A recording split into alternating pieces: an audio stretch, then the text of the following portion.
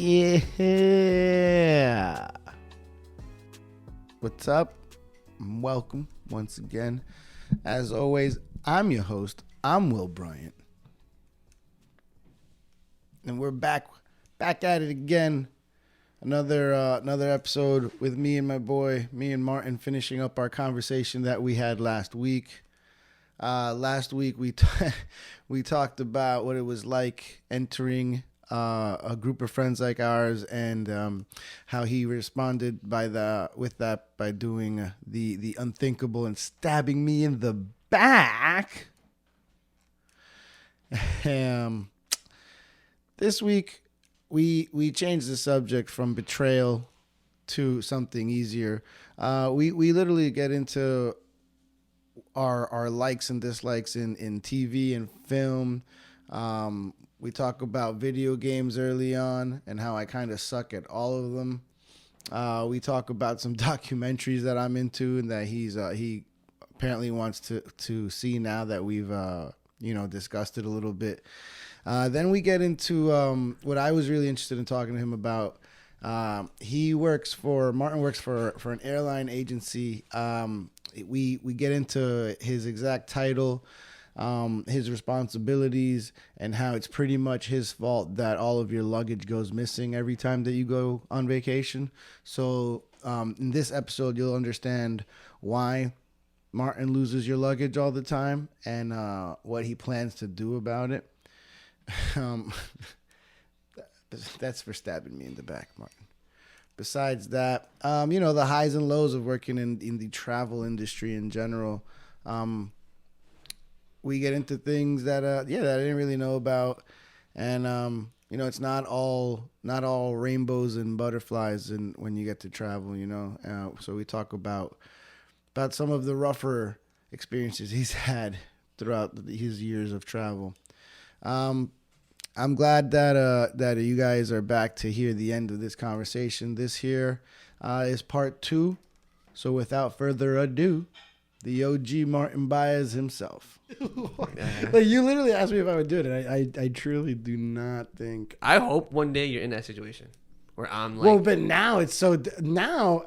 Oh, now because you did it. I think it's fair. It's fair to expect it. I think people are gonna. I'm gonna tag you. I'm gonna DM you and your opponent and be like, "Yo, look, Martin. I'm telling him to fucking. I'm gonna send him weekly updates." Nah, I don't blame you. But yeah, man. It was great. So would you do it again? You're saying since the Band-Aid's been ripped off. Whatever, fuck it. I mean, not to you now. I feel like I'll definitely do it, Alejandro. Yeah. Because he has 3 rings. Someone has to stop him. Someone has to stop Cole. And I feel like that would be the best person. Cole's pissed. Cole's pissed about that 3-ring thing. Because they're tied now, right? Yeah. I didn't want him to get 3. I wanted 1. Then it would have been worth it. But it didn't happen, and it's all good. It was cool being in the finals, though, for sure. Yeah, I forgot what that felt like. Yeah. I've been in the finals 1 time.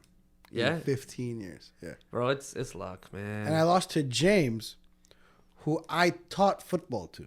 That's frustrating. You'd be nothing without me. James wanted to play Madden, but didn't understand football. So he came to my crib one time. Well, he used to come to my crib a bunch. But this one time, he literally, I had Madden at home. But I wouldn't really play with him, but he wanted to so bad. He saw other people playing it, having the fun that they were having. They're like, I want to play, but I don't know shit about football. He's like, can you teach me football so that I can play Madden? That was the only reason why he wanted to play. That's awesome. And with all my action figures that were like laying around my room, I literally just took out a box and I started pulling out action figures. And I pulled out a total of 22 action figures. 11 for offense and 11 on defense. Mm-hmm. And I have different sized action figures, like big wrestlers, small, Marvel guys or whatever. And I was like, I put them all in positions. I'm like, you have 5 linemen on offense, quarterback, running back, tight end, wide receivers. Mm. And I would I would put Spider-Man at wide receiver because I was telling him Spider-Man's quick, he's fast. You want a big strong guy like the Hulk at lineman or whatever. And I was doing the same for defense. Taught him all the positions like that and how it works and the whole 4 down, first down shit, whatever. It took about an hour maybe a little bit longer to teach him that, right? Mm-hmm. We go right from that to like, all right, I think I'm ready. Let's play a game of Madden. He whoops me. Damn. In the first game we ever play, and his running back sets an NFL rushing record on me. Who do you play with? Oh, God, I'm thinking. Because was it the Chiefs? What year was this? What would you say? Give me like an estimate. I'll give you good running backs for that year. Maybe 2008 or 9. Oh, Peyton Hillis. No, it definitely wasn't Peyton Hillis. It was definitely not a white guy. Who was on the Chiefs? Jamal Charles. Was it a Chief even? Was it Jamal? No. Priest Holmes. For some reason, Priest Holmes coming to mind, but I feel like that's too old. That's too older, right? Yeah. And I bet you James can't even tell you who he did it with. Nah. And he did it with like this same play over and over again. And this is how I knew. Like I always thought I sucked at Madden because of James. Like I know. It was confirmed. Oh yeah, I barely play it anymore. Sometimes you have to let like the CPU play defense. Like you do it yourself. Like you switch with A, like the players. Yeah. And then when like a play is happening, like you let the computer go, and then you go back and hit the tackle because it's more fun. It's more fun. It's like in 2K too. 2K defense is with the computer is better. Really? No. Yeah, 100%. I used to play 2K like every day. I was in a league at work. We played for money, like online. 2K. NBA 2K. NBA 2K. Really? Yeah, I'm pretty good. I suddenly want to play against you. You got it? I don't have the latest one. It don't matter. Anyone. I do have a 2K downstairs. You'll see it. You let the CPU set up, right? Mm-hmm. Let him get close, and then when you want to go for the steal over the block, you switch back. Huh. But if you're playing man-to-man yourself, it's hard chasing, especially with the 2K. I do agree with that. I'm not good at playing man. I usually play in 2K. I usually play as like a big man that stays low while watching the perimeter. You play with the 2K camera? Yes. So I play with both. Okay. I never liked playing with 2K camera because I feel like you don't get the whole court, which in a weird way. Okay. Broadcast dynamic is my angle. What is it? Is that the angle? Yeah, that's the camera view. That's old school NBA Live. That's how you angle. Play. And you just see it like this, like at an from the top like corner or whatever. Yeah, right? you see it like straight, like same view, like the same way. Because in the 2K camera, when you get the ball, the camera turns. Right. Oh, so it stays. Yeah. Right. Yeah. I guess a vertical view. This is a horizontal view. Mm-hmm. So that always threw me off. But when I started playing against people at work, they're like, "Yo, we don't play on that broadcast bullshit." So I had to change my ways. 2K, yeah. Because everybody plays 2K. Yeah. But when you get a steal, you have to wait for the camera to turn. Right. Yeah. And I hated that. That always fucked you up, huh? Always fucked me up. For me, the reason that the other angle fucked me up was the 3-point line on the baseline. Yeah, because you can step out. Yeah. Yeah, I hate that too. It was the biggest thing. That was the worst. Like, I'm like, why do people play like this? But then I was like YouTubing like the pros, and they play like that. 2K? Yeah, the 2K view, because that's how the game was intended to be played. Mm-hmm. You remember NBA 2K for Dreamcast? Not really. With Allen Iverson on the cover? Oh, yeah. That was the first camera view. Oh. That's why they invented that. They invented that camera. So that's why it started like... But the live was my thing. NBA Live was my shit. I had NBA Live for like Super Nintendo, and they had this angled view that came over the top right corner of the basket. Mm-hmm. And like it was the weirdest angle that I ever saw, but it was the NBA Live. I had NBA Live 98 for 64. Okay. Right? And you have to beat like a few all-stars online, like not online, one-on-one in the blacktop in the court to face Michael Jordan. You can't just face Michael Jordan. You got to. It's like Mortal Kombat. Oh, nice. There's like levels to it. You got to. The fact that they even had Michael Jordan in the game. Yeah, he was like the last boss to beat one-on-one. Then you get the achievements or whatever. I thought that was the coolest shit ever. Like you had to beat Kobe Bryant. You had to beat like Ray Allen. You had to beat Tim Duncan. Shit like that. I used to be because I had PlayStation 1. The PlayStation game was NBA Shootout. I remember that shit too. And I don't think it was. I realized NBA Shootout was not as good as like NBA Live back in the day. Yeah. And then the Live gave out to 2K. 2K, yeah. I didn't know Shootout was like not the good one or whatever. It was the only one that they had for PlayStation, I believe, at the time. But Michael Jordan didn't give his rights. So it wasn't in the game? It was player 99. Oh. And my cousin, who was 10 years older than me, who had no idea why Michael Jordan wasn't in the game. At the time, I thought he was telling me a fact, but I realized later on that motherfucker had no idea. He just made up a lie. He said Michael Jordan's so good that they couldn't put him in the game because it wouldn't be fair. Bro. So they put in player 99. And he was overall 99. Yeah, and it was just as good as Michael Jordan anyway. So it's Right, like, what do you like- talk? But me being a dumbass kid was like, wow, that's crazy. No idea Nah. that it was actually that Michael Jordan just never signed over his likeness to the NBA PA, the Players Association. Yeah, that makes sense. Because like, they probably weren't getting paid at the time. Not as much as I guess he wanted to. Plus, Yeah. you got to remember, Jordan, he had his own video game where he wasn't even playing basketball. He had his own action like video game, like Did he? What do you have? Michael Jordan Chaos. I don't remember that. It's a video game for like Super Nintendo where he's like Wow. literally throwing like balls at like ninjas and shit or whatever. Wow, that's crazy. Yeah, it was a terrible game, but it existed. And I was so young that I thought it was Michael Jordan Chaos, because I didn't know that CHAOS was chaos. How long did it take you to realize that? Oh, I had played that game for months before I even knew. I was telling my friends, "Do you know about Michael Jordan Chaos?" They're like, "The fuck? What are you talking about? You smoking, right? Chaos?" I'm like, "Yeah, Chaos. You saying it like super Hispanic, like Chaos, right? Chaos." Like, Michael Michael Jordan's Jordan always saying bye. Chaos. Michael Jordan Chaos. I never heard of that game though. It's one of dude. The amount of bad games that used to come out when we were kids, like every movie game or like television show that had a game. I'm trying to think of a good bad game, like a bad game that's like this is actually pretty playable, enjoyable.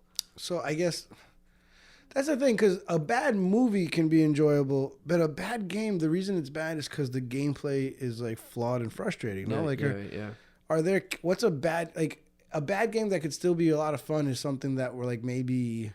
I don't know. Is it like graphics are bad or like the story is stupid or like Like just like the gameplay like cheesy, dumb. I don't know. I'm trying to think of Super Nintendo shit like that. But I think any game I've ever had any fun playing can be defended as a good fucking game or a solid game. I don't think that's bad movies can be defended as fun watches, but I don't know if bad games yeah, that makes sense. can be defined as a good. Because like I mean, you've heard of like you've heard of the colossal failure of the E.T. game. No, Really? no. So, E.T., when it first came out in like the 80s or whatever, I believe that the system of the time was Atari. I think. Damn. I might be wrong. But the reason that, not just with E.T., but the reason that so many, it's kind of rare that a video game based on a movie ends up becoming a really good video game, right? Like some of the greatest movies of all time have had video games that really turn out to be pieces of crap, you know? Did Jurassic Park have a game? Random. Jurassic Park had a game. I owned it. It was, not great. Yeah. But if you think about it, like think of all those Disney movies that had video games. Aladdin was Aladdin, Lion King. Lion King. Lion King was actually pretty good. So sidebar, Yeah. Disney had this. I learned this from. I think it was from one of those Netflix shows, like the games that. What was it? I think there's a Netflix show about like the toys that we grew up with, or the toys that made us, or something like that. Mm-hmm. And I think it was watching one of those that they got into video games a little bit, unless it was the actual E.T. documentary. I watched a documentary about the E.T. video game. But Disney had this line of thinking that if a video game is easy, kids won't want to play it or they'll think it's dumb. And that's why every Disney video game is damn near impossible to defeat. Like Lion King, like Aladdin, like shit like that. Wow. Like Lion King is famous for having a very like frustrating level with like monkeys that you're supposed to like set up to like throw you in specific ways or whatever. And Wow. Aladdin has a specific level with like a carpet or something I was just gonna, yeah. that everyone thinks is impossible, Like most people that you meet have never that know about these games have never defeated these games. And the reason they're so hard is because Disney was like, if they can beat it, then they're not. It's not a good game, and they're not gonna like. So let's just make this shit impossible, right? That's what happened. So besides Disney's weird belief in that, the thinking behind why so many movie games are never as good as the movie. If you think about it, some of the greatest games of all time are just original ideas that were developed by creators and not based on a movie. Like, you know, Terminator 2 Judgment Day, one of the greatest action movies of all time. The video game, not that great. You know? It's because when you commission someone to make a video game and put them on a very strict schedule and say this video game has to come out by July 2nd, 2024, because that's when the movie drops. And it has to all come out at the same time as the action figures do, as the Happy Meals do, as the merchandise does. It cannot be delayed no matter what, because you're not on your own schedule. You're on Chris Evans' schedule. You know, you're on Ridley Scott's schedule. You're on the director's schedule. You're on the studio schedule. So anything that goes wrong with these games, anything that needs to be ironed out, they just ignore it. And they rush these games and they put it out. Which is why so many games based on movies are not good. The movie can be killer and the game is just a fucking afterthought. It's just a cash cow. It's just another cash grab. Yeah, cash So it's very rare that a video game based on a movie is up to the same level as the movie that came out. E.T. was like what invented the movie games sucking for these reasons, because that's exactly what happened. And apparently the makers of the E.T. video game had like no idea what the E.T. movie was even going to be about. That's crazy. You got to at least know what the movie is about. Like, yeah. Nowadays you have video games that work as, I think the Wachowski brothers did the craziest thing that ended up really shifting movie video games. Because when they did the Matrix video game, that where you played as Ghost in Nairobi. I don't know if you ever played this. No, never. You played as this dude Ghost, who's not the guy from Power. He's one of the Asian. He was a minor character in the Matrix 2 and 3. Definitely 2, but I think 3 also. And Nairobi was Jada Pinkett Smith's character. Mm-hmm. You played as them, which is weird because you think Matrix, you think Keanu Reeves, you think Trinity, Morpheus, right? Yeah. But what the Wachowski brothers did, they are now the Wachowski sisters. They both had sex change operations, which is kind of nuts. Yeah. That's crazy. The fourth Matrix that came out with Keanu Reeves on HBO Max. Yeah, the most recent one. Directed by the Wachowski sisters. Wow. Yeah. Or at least one of them. They do everything together. Games. They might. One. Yeah, I don't know if they both did it, but it was one of the Wachowski sisters at least. But yeah, they both had a sex change together. Like they directed movies together, and then they went female together. But the Wachowski brothers, who not just directed it, they wrote the Matrix trilogy. They wrote a side story for the Matrix video game for these minor characters that served, that if you played the video game, it taught you shit that you didn't know about the movie. Wow. Yeah.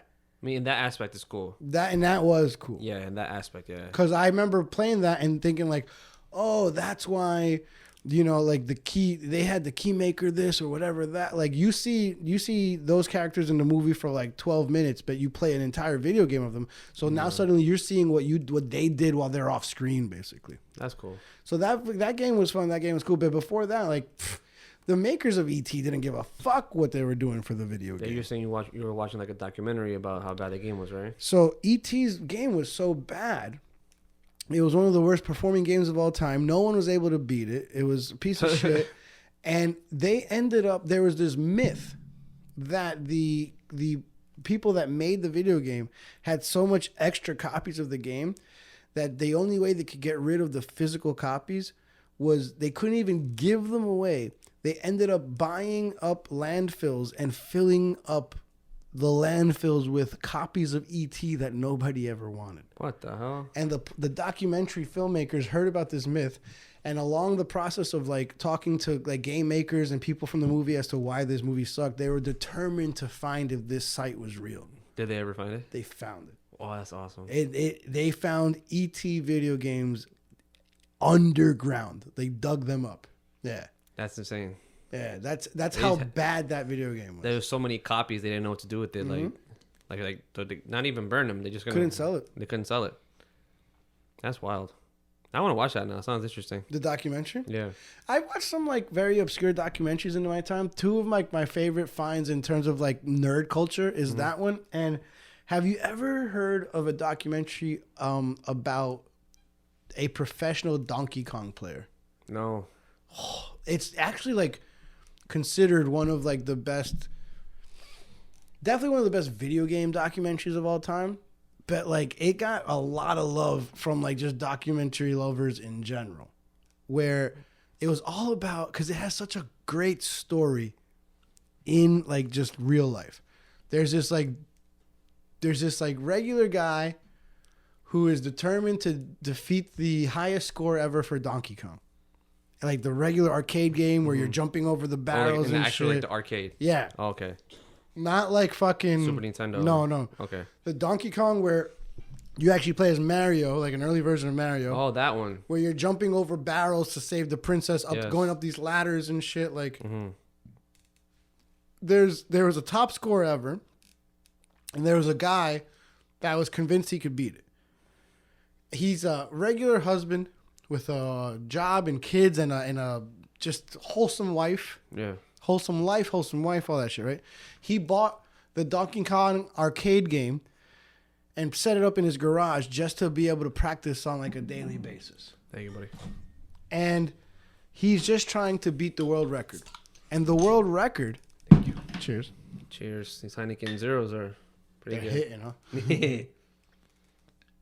The world record for Donkey Kong is held by this guy that, I swear, if you were watching a movie based on this exact story, you would think that the main antagonist, that the villain in the movie, it's too unrealistic. Wow. He's pure villain. He comes in with a suit, with this stupid looking permed like long hair. He's completely, he thinks he's the hottest shit in the world. This asshole vibes. Because he's a great Donkey Kong player. And like this wholesome husband and father is the one that's trying to defeat it. And then you have the entire like gaming world kissing the ass of the villain. Are they all there like watching them play? Oh yeah. Like cool. They interview all of them. Like all of these people have no lives. So the fact that someone was making a documentary about them, they were like all in. Like they're like, yeah, they had full access to everybody, to the point where their cameras are right there when they're like in for like the final battle and all that shit. Like it went in, and like it becomes a. I've heard of people that don't give a fuck about video games and definitely don't give a fuck about Donkey Kong watching this documentary going like, I was rooting so hard at the final scene. Damn. Now I want to watch it now. I think it's called like Fistful of Coins or something like that, and it might be a play on Fistful of Dollars, the John Wayne movie, which I know you didn't even know was a fucking play on anything. Just agreeing with you there, like yeah, you're like, oh yeah, of course, that's a great film, you know. Great movie. Yeah, Donkey Kong. Yeah, I know that one. Yeah, Donkey Kong documentary. That reminds me real quick. Although it's called The King of Kong actually, which is a great fucking name. I was at work and this movie. We were talking about this movie. Is it The End of the World or the? It was with Julia Roberts and Mahershala Ali. Oh, like the most recent one on Netflix. Yeah. What was that called? Something like that. Oh, great. I actually did see it. I forgot the name of it though. You saw it and you can't even like leave the world behind. Leave the world behind.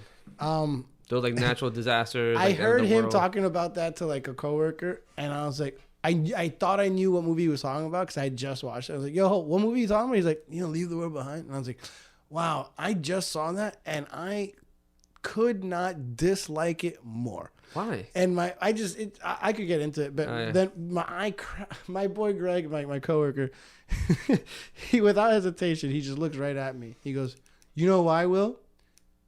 You're not a fan of cinema. And I just cracked up.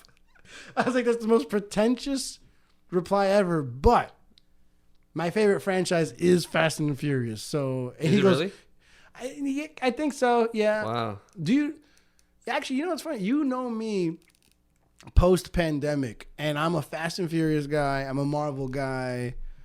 I'm an action figure collecting guy. Yeah.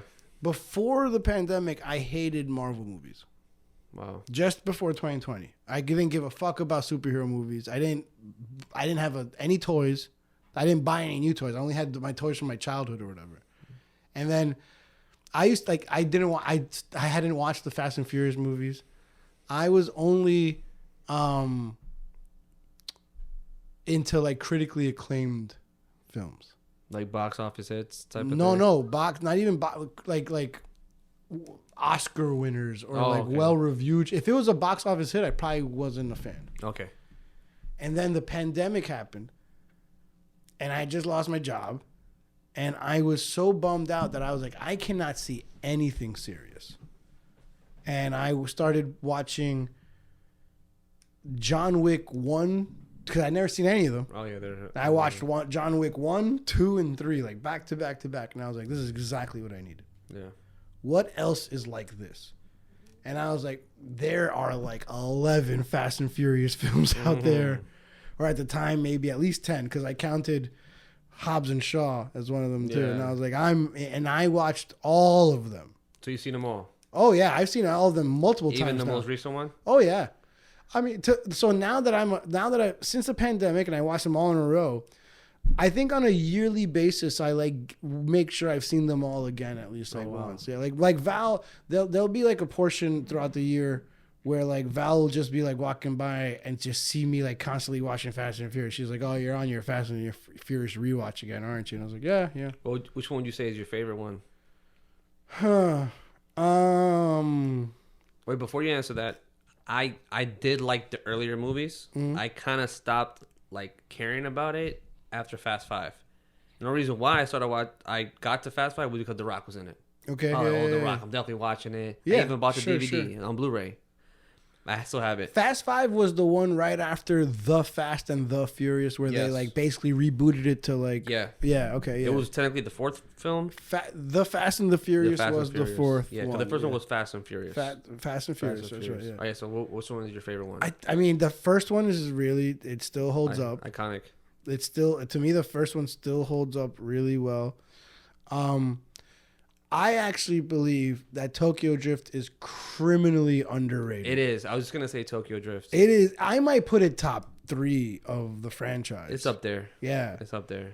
And then besides that, because I'm all in on the ridiculousness of what it has become. Mm-hmm.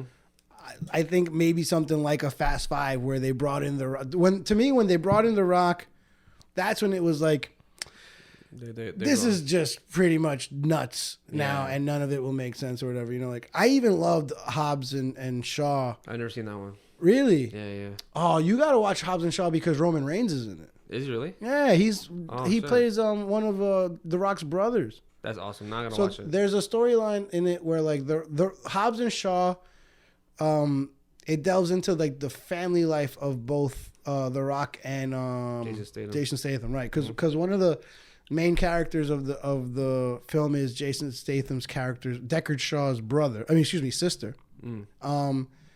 And The Rock,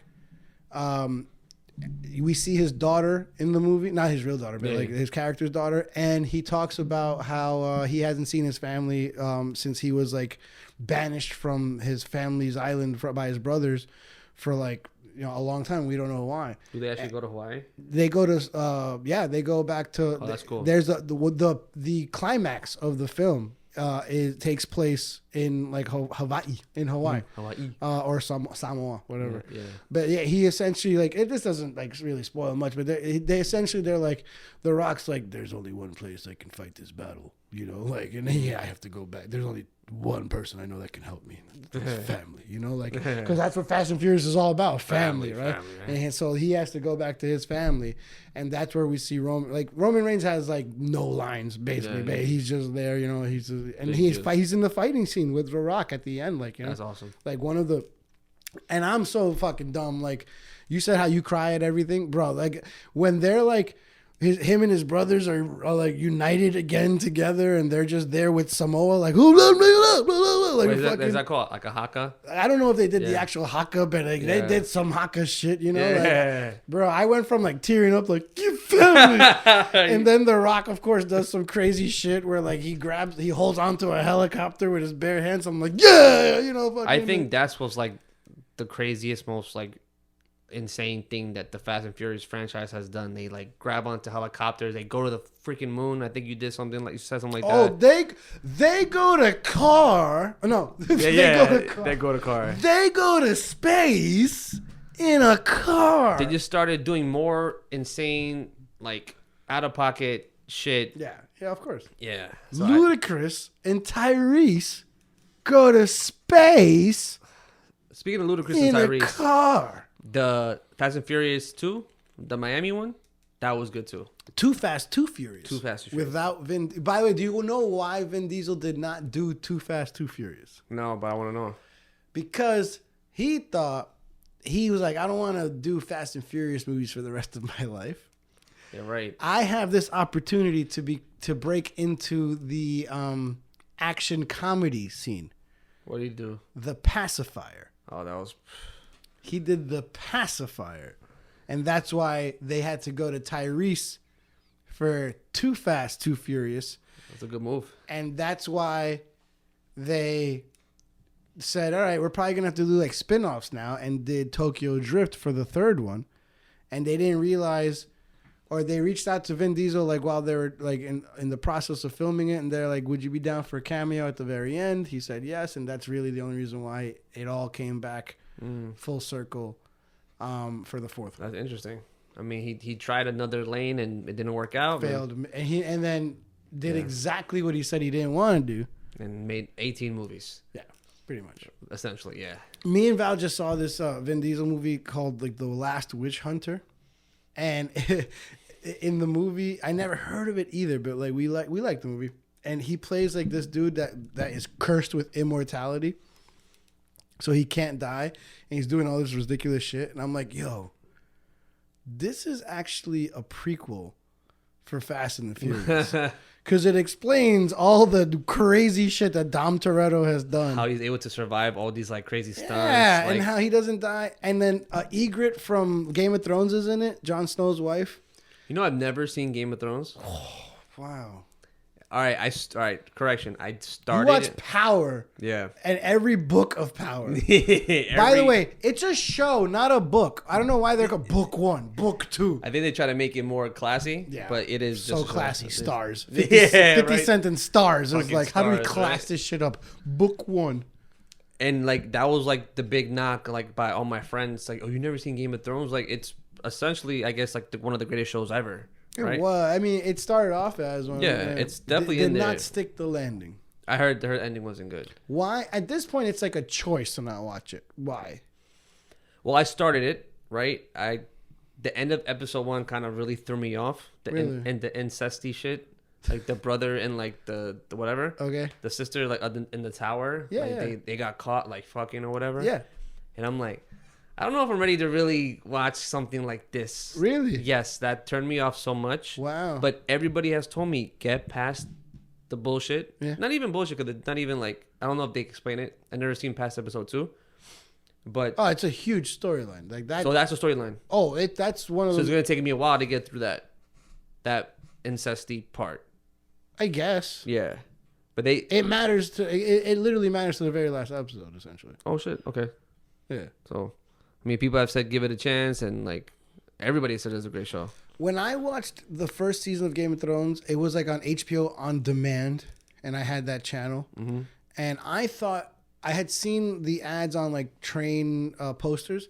I thought it was a show about like medieval jousting. I thought it was like what I thought it was like what if that Heath Ledger movie we were just talking about. I thought it was like a dramatic version of that. And then I watched the first episode. I'm like, oh, this is not that at all. I enjoyed the first episode very much, and I binged watched the whole first season probably, if not in one day, maybe 2, but I might have done it in one day. But I remember watching that season, and there was one episode in the first season that there was a moment that I don't think I've ever reacted that way to watching any other show ever before, and maybe ever again. Oh, wow. There was just a moment that I did not see coming that blew my mind, and it happened in season 1. It might have been episode like 9. For anyone that's out there that's a big Game of Thrones fan, I don't even have to say any hints. They know. If I'm talking about the craziest moment of season 1, they already know what I'm talking about. And I remember thinking, like, all right, I was cool with this show. I was watching it for like the first 8 episodes, and I was like, yeah, it was good enough for me to just binge watch and have fun. But that episode right there, Like change the that makes me like, okay, this is beyond, and I need season 2 now. Like this is incredible. And it got better as it went on. It did up until see what happened was that the last season of Game of Thrones is pretty widely considered to have just missed the mark. And what happened is that the writer of the books got lazy and never finished the goddamn series. And there was an understanding that by the time that the showrunners would get up to where the books are up to, that he would have released the next book, like more stuff. But right? he never did. To this day, he has yet to release. Is that why like the ending flopped because they didn't have an ending? So George R.R. Martin gave the Weiss and Benioff, the two creators of the show, bullet points of what would end up happening in the books, and that they pretty much had to like come up with their own conclusions for everything else on their own. And the first, I'd say, 4 seasons was some of the greatest story arc building I've ever seen in any show, where things you thought had nothing to do with each other, characters that never interacted with each other and you thought had nothing to do with each other, suddenly you're realizing like, holy shit, this is all coming together. Wow, that's awesome. This is all, everything matters to every part of the story. And they took their time to do that. What sucks is that it just felt very rushed for the final season. Yeah. The show should have probably gone on another couple of seasons so that last season didn't feel so rushed. Because the storytelling, it just got like lazy. Yeah. And just rushed is basically what it is. That's a shame though. Like a hit show like that and like the ending flopped. Like. Yeah, and it was. I remember I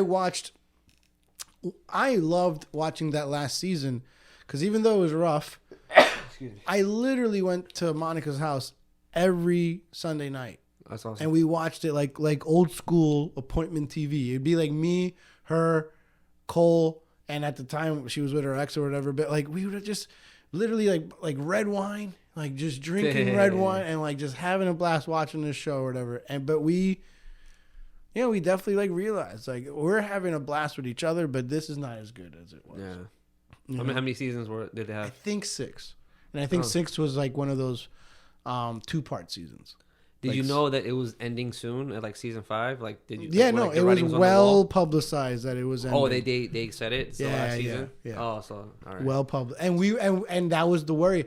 We were like, how is everything going to wrap up? They took their sweet ass time building the story up over 4 seasons. Yeah. This does not make sense that it's going to end this fast. Yeah, that sucks though. But it was so good that we all had this like blind faith. It might like end up being good because everything else was good. I was listening to like 2-3 different podcasts about the show that discussed the books, that discussed every angle or whatever. And I remember like listening to these podcasts where like everything was like perfect and amazing, and then little by little the hosts were like, is it possible that Game of Thrones is becoming a bad show? And they're like, no, that's not possible, or whatever. And then like podcast hosts were like in denial until like halfway through the final season. We're like, dude, I think it's time to admit that like they're not nailing this at all. Time to hang it up. Yeah. You think that ended up like ruining the whole show? It's definitely a bad. Yes, because I don't think it can now be. To me, the greatest television shows of all time is The Sopranos and The Wire, and Game of Thrones was gonna be. It was going to touch that rarefied air. Yeah. Where it was going to be mentioned with The Sopranos and The Wire. And now it is never mentioned with The Sopranos and The Wire. Because of that final season. Correct. Yeah. To me, now because of that, people, it's just they have to talk about it with a caveat. Like it started off great, but or like it was one of it, because for me, most people have 3 shows that they put as the best ever. I have 2. I put The Sopranos and The Wire, but the third one that a lot of people put is Breaking Bad. That's my favorite show. There you go. Yeah.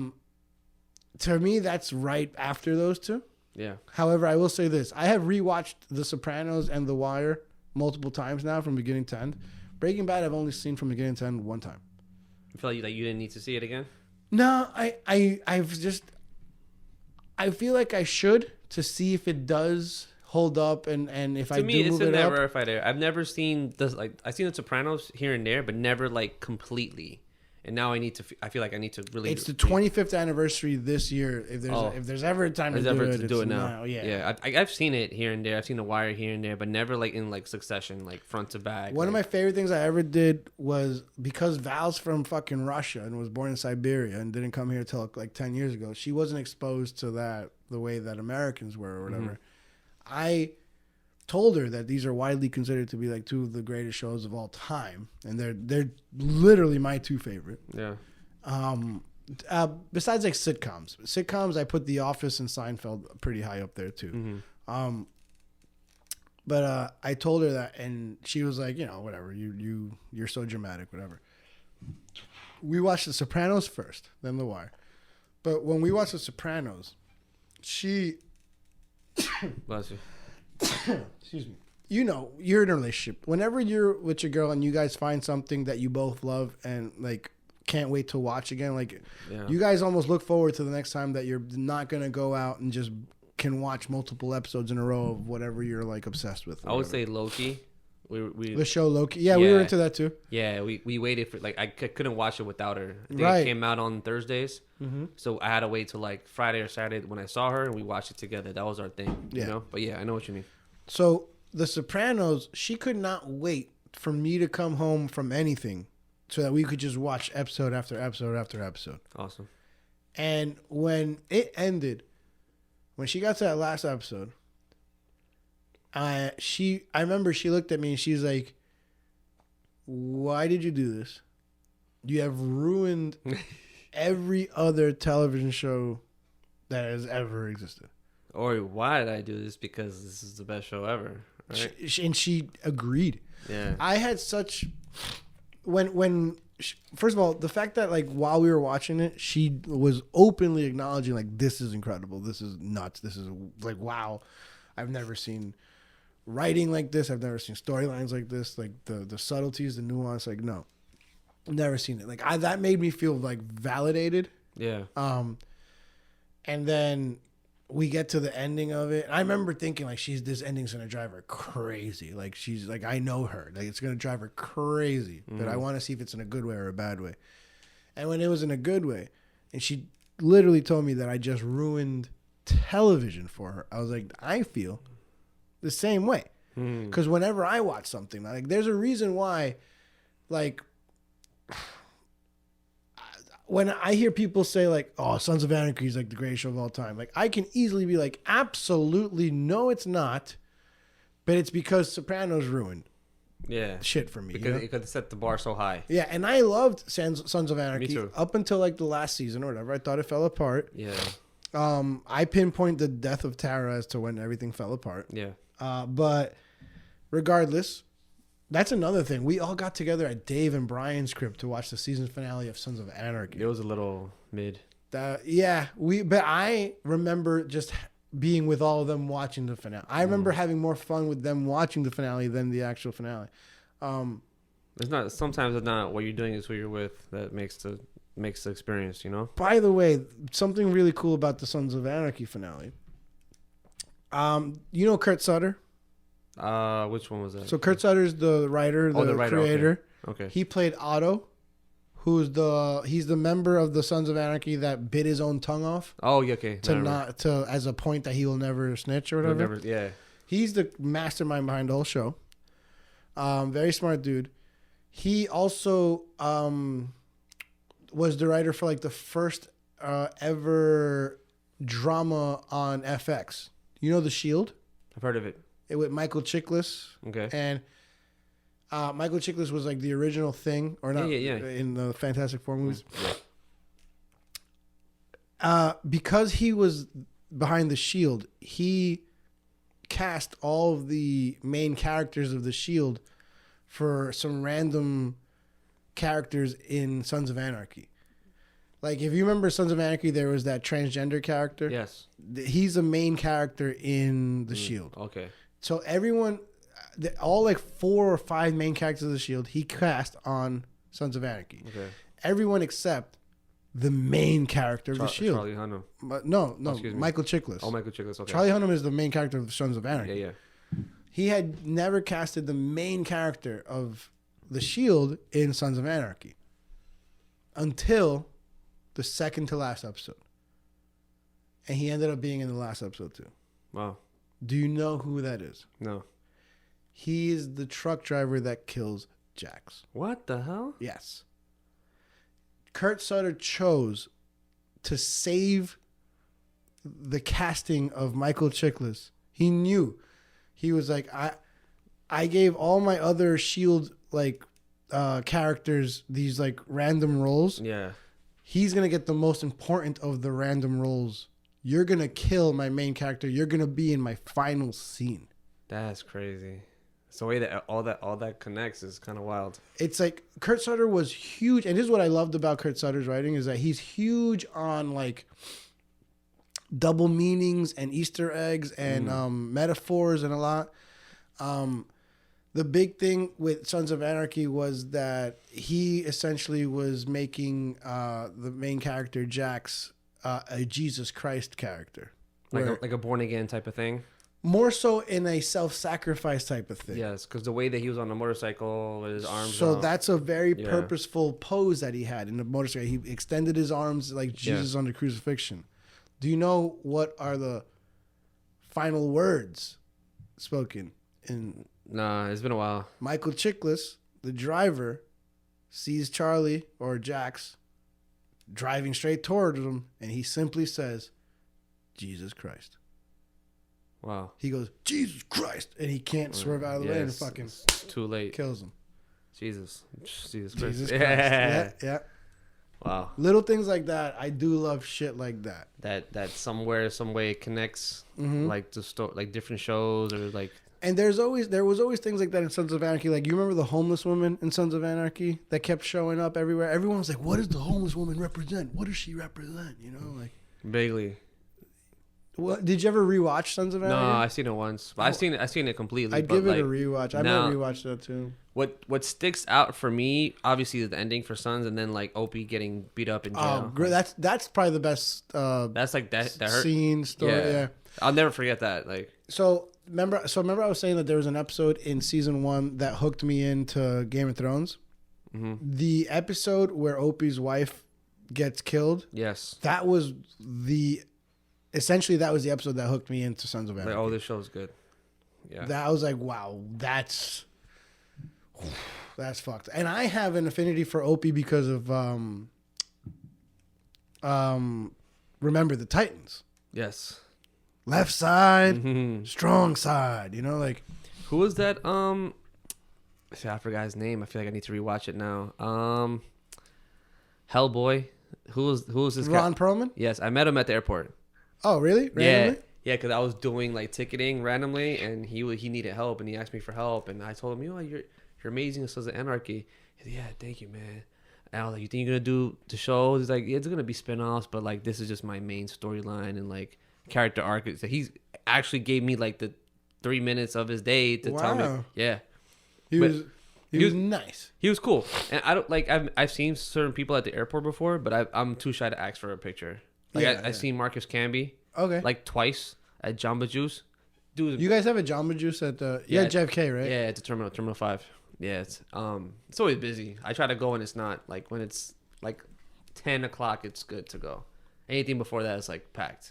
Same thing with Starbucks. To Jamba Juice. Yeah. You got to get it past 10 because that's when all the morning flight leaves. I think this is actually a great way to like end our show is we have not even touched upon the fact that you work at JFK. Yeah, I worked for at JFK for JetBlue Airways. Been there for 14 years. And you are the dude like that people see out Yeah. wearing like the highlighter vests. So in like, What is your job title? so my job title is ground operations, Okay. right? Essentially, that is just outdoor operations for like the aircraft, servicing the aircraft, marshaling the aircraft. What is diff- marshaling an aircraft? So basically, taking the wands and marshaling the aircraft in. I fucking wanted. I was like, bro, am I bugging or did you tell me you do the wand? I thing? used to do that. Used to. Okay. Yeah, because that's like a lowers like seniority thing. It is. Yeah. See, like for an outsider looking in, I'm thinking this guy's controlling the landing of a plane. This is nuts. When there's no FID screen, which is like the operating digital screen Okay. that the planes could see, every gate has one, but sometimes they don't work. That's when you need the wing workers to guide them in, and you actually do guide them in because there's signals that you do. Okay. Left, slow, fast, like shit like that. Yeah, and yeah. Obviously the pilot listens. Right. You have to guide them in. There's no GPU system to guide it in. To guide it into what the fuck? Yeah.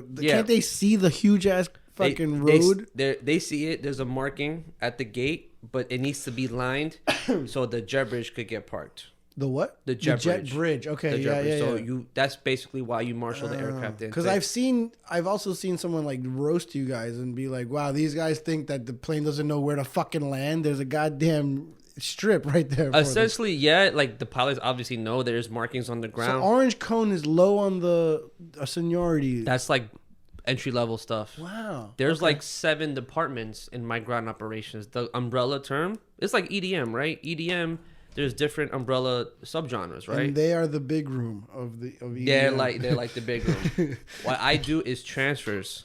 I'm the transfer coordinator. So basically, I get on the computer, I get on the laptop, and I assign people to go get the connecting bags only. Right? So whenever people end up somewhere without their bags, it's your fault. Essentially. Wow. I heard it's happening a lot now. What's It do- going on? It does happen a lot. Why? Especially You now. tell us. You're the reason behind it. Why? Holiday rush. Everybody's moving too fast. Late connections, delays. Let's say, Will, you're going to LA, but for some reason you're going to connect in Chicago or some random city, right? Mm-hmm. Dallas or something.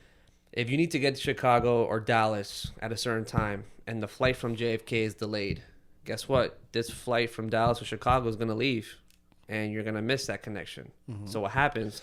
Eventually you'll get on that one of those flights, you'll get to Dallas and your bag isn't there because they didn't make that original flight. That happens all the time. So what they do, the team in Dallas gets it, they have to re-tag the bag. So the tag that you have before that you've seen no longer works because each flight has their own flight number, and those flight numbers have to coincide with your bag tag. I can never put a random flight number even if it's going to the same destination. That's a big no. Even if it's going to like LA or whatever, on the later flight, it has to match the flight number. But that's how we account for the bags. That's how customers like realize that their bag is there. Okay. They have to match the flight number. So that's how bags get lost. They're not in theory lost, but they're just like in another city, or they're with other bags that need to be re-tagged, or reissued. Okay. Yeah. So that's what I do. It's easy, but it gets hectic. And there's several different departments. There's the de-icing department. I do that as well. There's the bag room department. The icing? De-icing. Yeah, when it's cold, and they have to spray the aircrafts with de-icing fluid so the wing tips don't freeze. I do that too. Okay. And that's always time and a half. That's the best. How often are you outdoors? Now very rarely. I haven't really been outside like that for like 3 years. Nice. Yeah. So days like today, your commute is the worst part of your day. And I always tell people this: the worst part of my job is waking up. Right. Yeah. Because what time are you? Because you start at what, 4? Yeah, I have to be there at 4 a.m. What time are we waking up? 2:50. Jesus. Because I have to park in a parking lot, and the parking lot is not near the terminal. We have to wait for a bus that takes us to the terminal. Yeah. So that whole process is like 40 minutes. Wow. Wait, once you park your car, Yeah. it takes you another 40 minutes to get from No, it takes me like 20 minutes. Okay, But the so drive. So you just lied. No, I meant the drive. Bold-faced lie. The drive from when I wake up to the time I get to the terminal, that's like that whole like a 40-minute process. Okay. Yeah, so I start at 4, wake up at 2:50 just in case, and that's the worst part of my day. What time you go to sleep? It fluctuates, but I really try to be in bed by like 9. All right, that's. If I thought you were gonna say like fucking 7. No, that's too early. Too early. I should get 6 hours.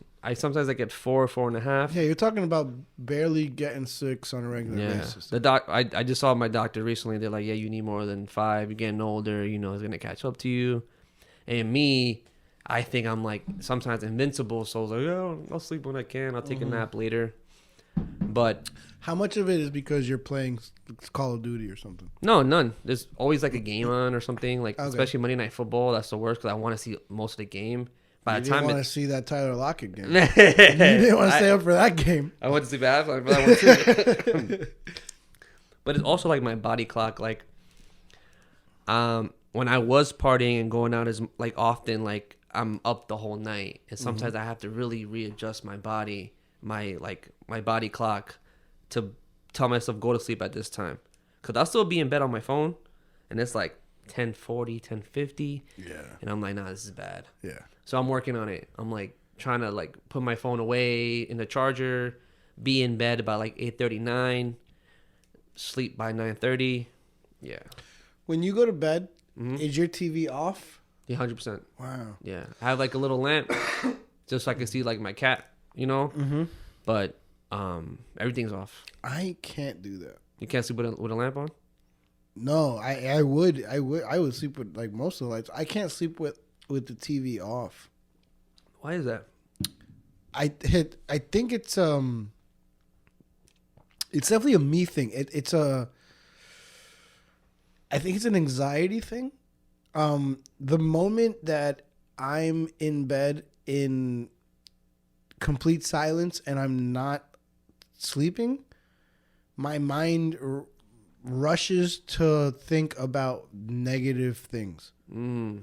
About like what is going wrong, what could be going wrong, or it'll just start going into like worst case scenario types of things. It's 100%. It's something that Val's noticed is like, oh, you can never be in silence. Like I'll walk to the bathroom and immediately put on a podcast, even if I'm just walking to go pee and coming back. I just listen to 30 seconds of a podcast in that span. I don't even go to the bathroom in silence. Wow. I can't. Like I just. You need some sort of like distraction, some sort of noise to kind of get your mind off whatever it is. About whatever, not even my mind off of a specific subject. I need to not allow my mind to wander into any other subject. I get you. And it's like that in everyday life throughout the day, but it's very much like that at night too. Like if you put me in a dark room with no noise. Oh, so you'd be and horrible in solitary confinement. Yeah, I would be. That's what would affect me the worst. Yeah. If you tell me, oh, just go to sleep in a quiet, dark room, that's one of the worst punishments you could give me. Damn. Yeah, I need the TV. Like before living with Val, I would leave the TV on at a pretty decent volume too. Like now, and so go to sleep. Yeah. Oh yeah. Yeah. Yeah. I'll pass out. You leave it on now when you go to sleep with Val? We Well, you guys could talk. That's different, right? No, fuck that. I don't want to talk. Not when I'm trying to go to sleep. See, with her, I've done this thing where like we're on such opposite schedules that whenever we're together, I'm often the first one to pass out because she's on her schedule and it doesn't change. Yeah. My schedule does change. Yeah. But there are times that I wake up with her at 6 a.m. and I don't have to clock in until 5 p.m. in the evening. Yeah, you gotta go back to sleep. I don't go back to sleep. You're just up since 6? Right. And what time do you go to sleep the night before? When I get... So, like, all right, let's say I could... I might have a day where I go to work and I get home at 5 a.m, right? I'm going to sleep downstairs so I don't wake her up because she's waking up at like 5 or 6 to go to work. Yeah. If I'm lucky, I stay asleep till like noon. So that's about 5-6 hours. That's pretty good. Yeah, and that's not bad, right? Yeah. But if we're on a day off and she's home and we're both home, we're in like watching TV in bed by like 8 or 9, and I'm passing out by like 9:30, 8:30, 9:30 sometimes. And It depends because there'll be sometimes that we're hanging out and I'm on 3-4 hours sleep, you know, and I'm just about to just pass out. But I used to be the type of person that would be awake till fucking, I don't know, 2 o'clock on my days off, 2 in the morning on my days off, you know, and I would never wake up. But so now like we'll leave the TV on, but at a very low volume. But you know, if she wakes up in the middle of the night and I'm asleep, she'll, you know, sometimes she'll turn that off, and then I'll wake up and I'll see that everything's quiet and I'm all fucked up. Damn. Yeah. So you actually notice the TV will be off sometimes? It's not so much that I notice that it will be off, but I'm not a great sleeper in general. I don't sleep through the night, like, ever. So you wake up here and there and I wake up a lot, whether it's just because I'm moving around or because I'm using the bath to go to the bathroom because I'm an old man. Yeah. But like I never go to sleep at fucking 8 and wake up at fucking 6. Like, oh, that was a good sleep. That must be frustrating. I guess I'm just used to it. Yeah. But so when I wake up and like, if I wake up and the TV's on or whatever, then I can just kind of close my eyes and the sound of the TV keeps me from letting my mind wander. Yeah. But if I'm sleeping in bed with Val and I wake up and it's 3 a.m. and the TV's off and she's dead asleep and 2 cats are asleep and I have to get back to sleep, that's like the worst part of my day. Damn. Yeah, it's like I'm suddenly, my head's like, think of everything that you shouldn't be thinking of. Like, you know how like when they say like, don't think of an elephant, you think of an elephant? Yeah. At night, in that scenario, I'm basically telling myself, all right, don't think about negative shit. And then suddenly, all I think about is negative shit. I get you. Yeah. It's hard to explain, but everybody has their own thing as to why they can't sleep. So you're waking up at 2:50 in the morning. By the way, I always thought commuting when the sun is down is one of the most demoralizing things. It's a weird feeling, man. Especially in the winter. It's cold. It hits you different. It kind of hits you in the chest. Yeah. Like when I used to have to clock in at 9 p.m. at the Diddy, I remember like those are some of the most demoralizing commutes to work. Like, from like 8 o'clock at night, dead. It's already pitch dark in New York. Yeah. Cold as fuck. And I'm like, shit, I'm about to clock in for 8 hours, 9 hours. So it's like a 20-second walk from my building to my garage, but you feel it all, especially at that time. But from the parking lot to the bus line, it's like a 2-minute walk, and you feel it, everything. Especially this week has been really cold. Bad. Definitely the worst week I've experienced in a long time. Yeah. I'm not even wearing JetBlue attire. I'm wearing my winter clothes that I wear out because that's what I need to survive. And not even outside like that, but I'm outside enough to feel it.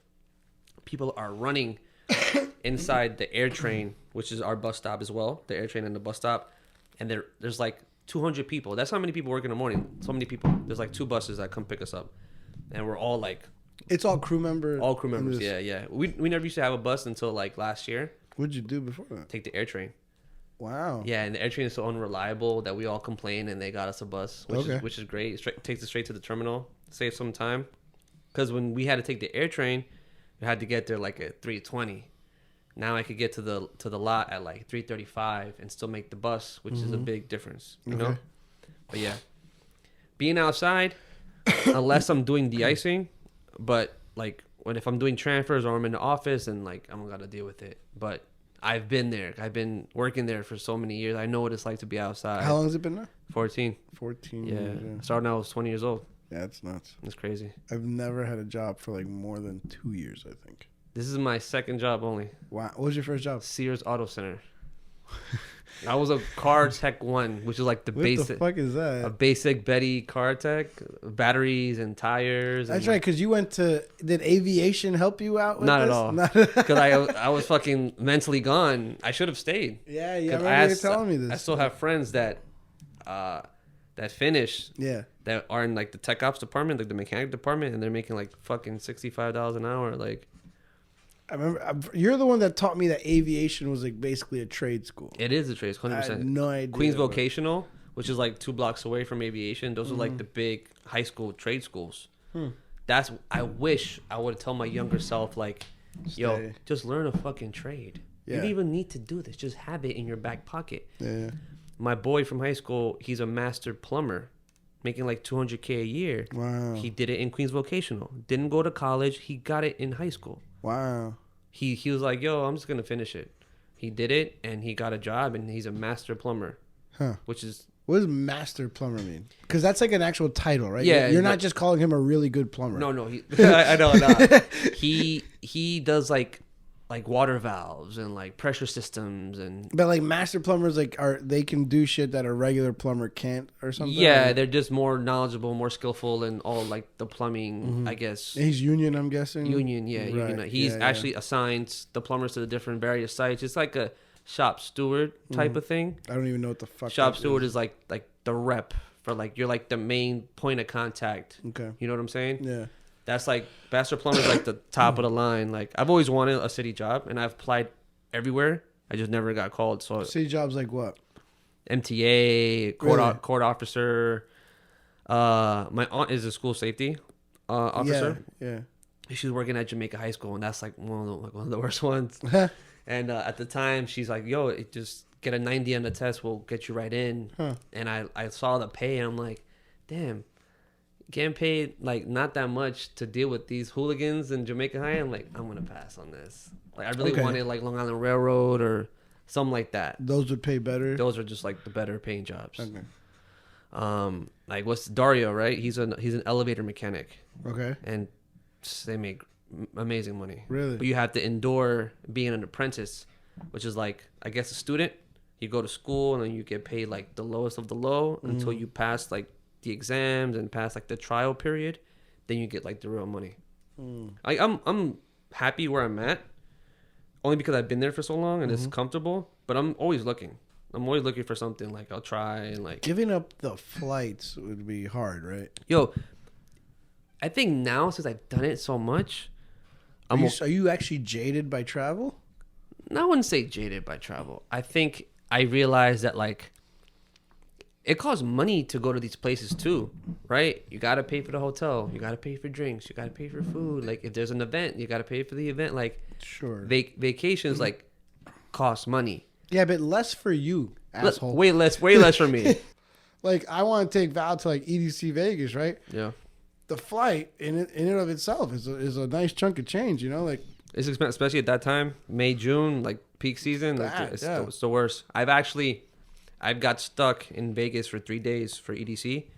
The Coming back? coming back. Yeah, I heard that's bad. I literally was like, I was crying like Because the you second guys have day. to wait for standby. For standby, yeah. And there's just such a high traffic at that time that there 'Cause is. everybody, all their flights already bought, and Yeah, like yeah. you could get out there easily. You could go on a Wednesday and a Thursday. Getting there is fine. Yeah. Coming back is a whole issue. That's funny. I remember there was a time where I went to EDC Vegas the second time I went. Because the first time I went, it was like just me, Monica Cole, our friend Emin, and Sam, and like maybe one other person, if that. The second year, the very next year, it was like 15 of us, or that went. And I, excuse me, I had just, I had been with my girl at that point for like maybe 4 months or whatever. But we didn't get together until after I had already bought my EDC shit. Your flight and everything. Oh yeah, flight, ticket, Yeah. all that, hotel, everything. And we realized like early on in our relationship, we both have tickets, flight, and hotel for EDC Vegas, just with our own group of friends. Like she had planned on going with her friends, and I had planned on going with my friends. I was like, wow. Nice. Like we're both gonna be in Vegas. This is cool. Like at this point, we're now in like a 5-month relationship. It's like, you know, like pretty like semi-serious, whatever.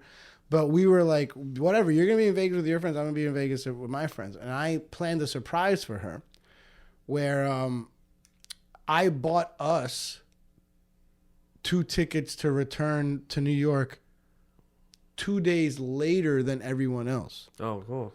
And I bought 2 extra days in a separate hotel, so that even though we were spending time with our own friends the entire trip, I surprised her with 2 extra days in Vegas after EDC for just us 2.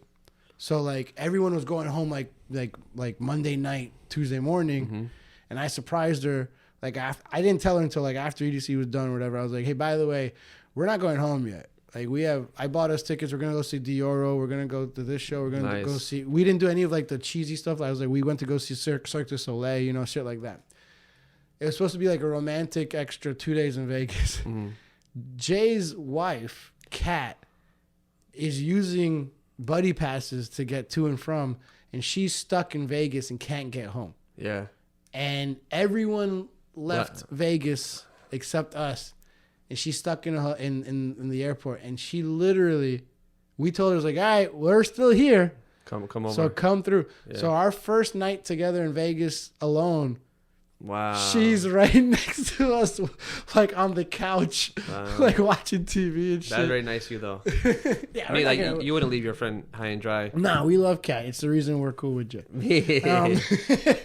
But yeah, no, it was actually fun. But I remember going out and being like, I don't have a third ticket for you though. Yeah. And she's like, I literally don't think I have any money left, so go out. Yeah. And I'm like, all right, take care of our hotel room for us. Right. Like enjoy it, right? Yeah, like we come home like and like Kat's like sleeping on the couch and shit after we just did like Molly. That actually happened to me. I met up with some friends in Miami like 2 years ago, and I haven't seen them in years. Like COVID kind of like not ruined the relationship, but like kind of stopped a lot of like relationship and stuff. And they're like, "Hey, we're gonna have like a reunion in Vegas. Would you go?" And I'm like, "Damn, let me ask Tony, because going to Vegas without Tony is like, damn." She was like, "Yeah, go ahead." I'm like, "For real? Like you wouldn't feel like no type of way?" She was like, "No, I want you to go see your friends you haven't seen in a while." Ended up being an awesome trip. Was there for like 3 days. We went to everywhere. Went to XS. Went to Area 51, which is Area 15. Excuse me, Area 51. Area 15 is like the new. You did they allow people there? Right? Like people are allowed there. It's like a new like immersive. Really changed. It's like a new immersive venue. It has Meow Wolf in it too. Have you heard of Meow Wolf? No idea what you're talking about. Yeah, well, it's like artistic type of like vibe. It's cool. Okay. But yeah, so I was stuck there. Long story short, I was stuck there. You said you were crying too, right? Yeah, because I missed every flight, and I was so hungover, and I was so mollied out. Really? Like that was like I was in a spiral of depression. Kind of like how I was for New Year's. Why I'm doing dry January, because I was fucked up. Like this shit is killing me. So the two people that were in my group didn't leave yet because they were delayed too, right? So they're like, "We're gonna fucking go tomorrow. I'm not even gonna go to the airport." Okay. So I hit them up. I'm like, "You guys still around?" And they're like, "Yeah, you stuck in the airport?" I'm like, "Yep. Come over." And I slept a night there. At the hotel room? At their hotel room, yeah. Right, I slept like they didn't even have a couch. It was just a bed. I think they had a studio in like Vegas. I slept in the corner with my bag, like holding my bag. I'm like, this is better than being at the airport though. Yeah, for sure. And because the phone charger was there or whatever. And like I got on the first flight Tuesday morning. Okay. To Newark. Not even to JFK. I'm like, I had to take the train back. And like, yeah, having the flight benefits is really cool. It's awesome. I'm blessed. But the times where it doesn't work is when you want to come back and you can't. Mm-hmm. And that's the worst fucking feeling. I've been there many times. I'm like, I'm going to fucking pay this. How much is it to go back? $1,800 one way. I'm going to wait. Wow, yeah. Yeah. My mom, God bless my mother, right? She used my benefits one time to go see my cousin in Houston, right? She made the flight and I was coaching her through it. Call me if anything. Like, I see where you're at. She got there fine. She didn't make the flight coming back. It was so full. She kept getting rolled over. Uh-huh. She got rolled over until the next day, which was like on a Wednesday. She tried again. She was like, I'm not making any flight. I'm going to fucking pay for it right now. Okay. She paid $655 one way back to New York. Yeah. And I felt so bad. The one time my mom uses it, she can't even use it. Yeah. You know what I'm saying? And she was like, "Hijo, this is like what it's like." And I'm like, sometimes it's like, depending on the weekend. Like, how often is that though? Like, I think that's rare, more on a rare side. I probably got stuck in 14 years, like 10 times. Okay. But I'm not traveling as much as how many trips do you take a year? No, honestly, not as much as I used to. But which means what? Now? Maybe like 2, 3. Now, okay. I thought you were gonna be like, I only do like 10. No, I used to do like 20 trips. Yeah. I used to hang out with some girl in Chicago. My uncles like all worked for like TWA back in the day. Oh, cool. So like all my cousins were big on like, yeah, we used to go to Puerto Rico for a weekend. You know, like Yeah. It seems easy, but like I was saying, like the shittiest part about the standby is when it's full. Yeah. what am I gonna do? You got to readjust your schedule. You got to make sure the days that you need off from work are off, because if you call out trying to fly JetBlue back, you'll get fired. They call it integrity. You have to have your day completely off. They check everybody who flies. Oh, did he have a shift today? Did he leave work early to get on the flight? Like, they're very serious about that. I've never fucked up like that because I've heard the stories, but yeah. I've only used someone's I guess benefits or whatever one time, and it was Monica's, and it was where it was for my aunt's funeral in LA, so it was just purely like I just it was a sudden death. And I'm very big on I don't like asking for favors. I'm not that type of guy. I will take longer to do something completely on my own than ask someone for a favor. My pride? I don't know if it's so much a pride thing. It's more not wanting to rely on someone else for something. Yeah. Like this podcast. Like, I went to school to learn what I'm doing right now. Like, I could have done it earlier if I asked other people to help me with it. Even DJing. Like, I could have done that earlier if I asked for help, but I didn't.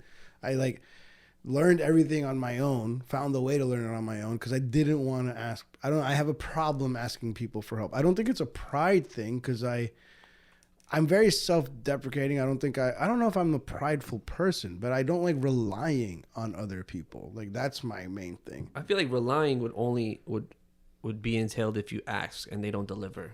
Like, I'm relying on this person. Right. So that you're not really relying. I know what you mean, but like, it'd be different if like you ask them and they're not delivering, or they're not like, you know, like coming up with like the promise. I think you just kind of try to keep it in your own hands. If you ask for help or ask for like a suggestion or whatever, like, that's different. Sometimes you need help. Sometimes I ask for help. I'm also prideful. I think more often than not, would I just reach out that the help would come. Of course. I just don't do it. But like, this one was a different situation, and my aunt had passed away, and my mom was like, I don't know how I'm going to do this. And I asked Mom if she could help me out, and she did. Good. And we had no issues. In fact, we got on the plane to California, no problem. On the way back, it was actually a really not fun trip, but it was a very important trip for me and my mom. Yeah. We bonded a lot that trip. She'll tell me to this day, that trip, she saw me in a different light, as did a lot of my other family members, because she was like, you just took over. Like I told you my sister died, and like the next day you had flight tickets for us. You had already talked to our family in California. You had arranged everything. Like, all I had to do was arrive, mourn, and leave. Like, you took care of everything. And that's good. Yeah, I think she was definitely appreciative of that, and she was so thankful to Monica for making, because I was still I was a broke ass motherfucker. Right now, swinging 2 tickets to Cali would be tough. I could probably do it in my life now. Back then, 2 tickets to Cali, you might as well tell me that I owe you $1 million. I was so not in the position to do it unless Monica would have helped me out. Yeah. But so at LAX, I remember this story.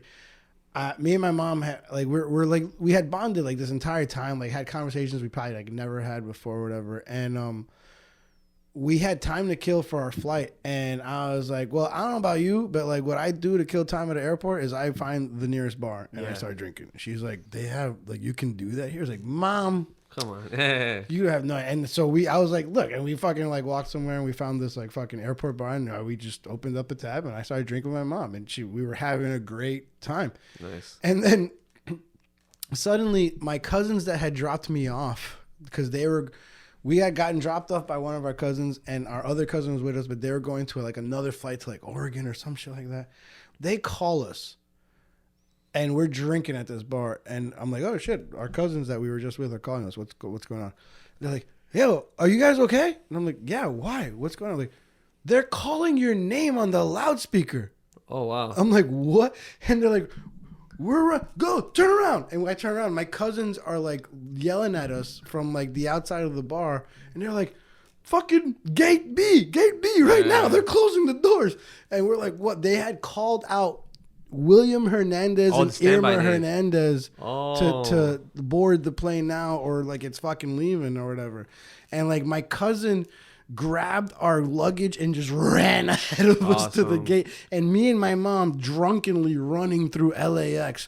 Like she's like, Billy, I can't believe. Oh my God, I'm so embarrassed. And we like get up to the fucking gate, and my cousin's like, they're here. And he's like throwing luggage in, and like they're like, oh, we're about to leave, we'll take off. We're the last two people to get on the plane. Wow. And like we literally like everyone watches us walk to our like our seats, and everyone's we buckle already in. like in the seats. And my mom's like, I can't believe they say our name. Yeah. All of the airport heard that we were late. I'm so embarrassed, Billy. And I'm like, this is fucking awesome. 2 more beers, please. Right. And just kept drinking on the flight. That's awesome, man. You made the flight at least. That's the most important thing. We did, yeah. God would have sucked. And it was because of your cousins too. 100%. They called us. They're like, you motherfuckers are so drunk. You don't realize they're yelling your name through the PA system at LAX. Yeah. That's awesome. That's a good story. Like, you're never going to forget that airport experience, man. Nah, I enjoyed that. So that's why the one time I did standby list, it actually like I didn't miss my plane. I almost did, but it wasn't because it was too close. Because you're too drunk. Yeah, that's awesome, man. I appreciate you finishing this episode off with some JetBlue stories. No, for sure, man. And I just in general, I appreciate you coming through to do this. So. Man, I appreciate you, bro. Yeah, man. How long do you think we've been talking for? 2 hours. 3. Wow. It kind of goes by, right? Awesome. It does go by. Yeah, man. All right. You are actually what? It's funny. I did this part yesterday, and my guest looked at me like what the fuck are you doing at the end? But you are familiar with this. Do me a favor before I drop mine. If you want, drop your social medias for people to follow you and whatever you want. Adolf Hitler at you fucking guy. No, main social media that I use is Instagram, OG_Baez, Baez. That's it. That's pretty much the main one I use. I have Facebook, but I'm not on it as much as I was before. Yeah, me neither. I should get on. Like, I have it just to keep tabs and with people. Like, it's literally all of our older family members on Facebook right now, isn't it? I have a lot of I don't even have that much family. Because my family is like mostly like super religious, so they're not even on social media. Oh shit. But Instagram is like my main tool for like communication. Yeah. And Instagram is the best. I remember when I went back to college and I asked for like someone's number that I was doing a group project with. He was like, I'll give you my Instagram. And I was like, oh, is that what like you kids do? Because I was like 30 and everyone else was like 17 and 18. Yeah. I was like, oh, do you guys just give out IG tags now? And they're like, yeah, that's easier. And I was like, nice. And then I never asked for like a number ever again. I feel like even like in DMs and conversations, like I talk to the people that I have their number. It's crazy.